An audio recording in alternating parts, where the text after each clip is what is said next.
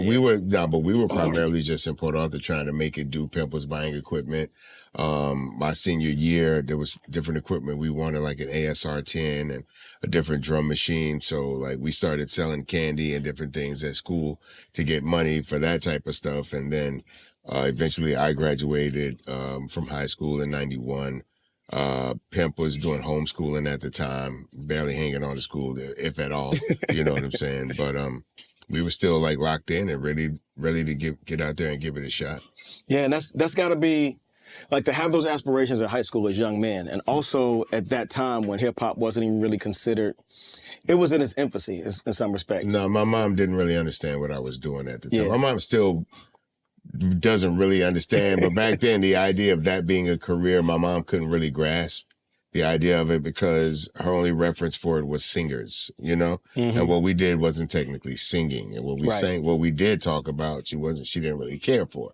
So she didn't really see how there was a career there for that. And to be honest, in 1990, 1991, I couldn't point at a rapper and say, well, he's rich or this guy's rich. You know, guys would, they were making money, whatever, but I don't think there were any rap millionaires at that time. Yeah. You know what I'm saying? So it was a hard sell, to say the least. When was the first time you found, like, you discovered you had an audience outside of your city or Texas? Like, what was, I mean, that was probably later into your career. Well, I mean, so when I moved to Houston after graduation, we were recording and we ended up going to the studio, and recording a few songs. One of course was, Pocket Full of Stones and different things like that. But the first demo song we actually had was Tell Me Something Good, right? Okay, yeah. So we had given that to the guy that wanted to sign us.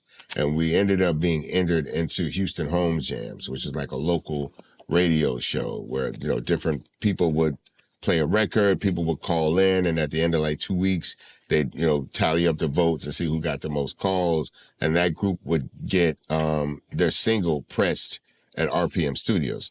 What happened was we got in the last day of competition. We got more calls than everybody, but because we were already connected with a record company, they didn't give us the single. We were already recording and getting ready to press something up.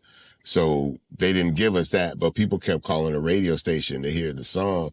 And so they ended up just putting the song into like a little rotation or whatever. And pretty soon everybody was talking about the song in the city. And I was like, yo, this is actually really starting to happen. And then once he released the first Southern Way EP, and I mean, we sold 50,000 copies in like a month. Wow. And, we had a slight advantage, to be fair, because the guy that signed us and put us out was the owner of a record store. He had a very good relationship with, Russell Washington. Was that a Big Time Records? Yeah. Okay. But he had a great relationship because Big Time Records was a record store.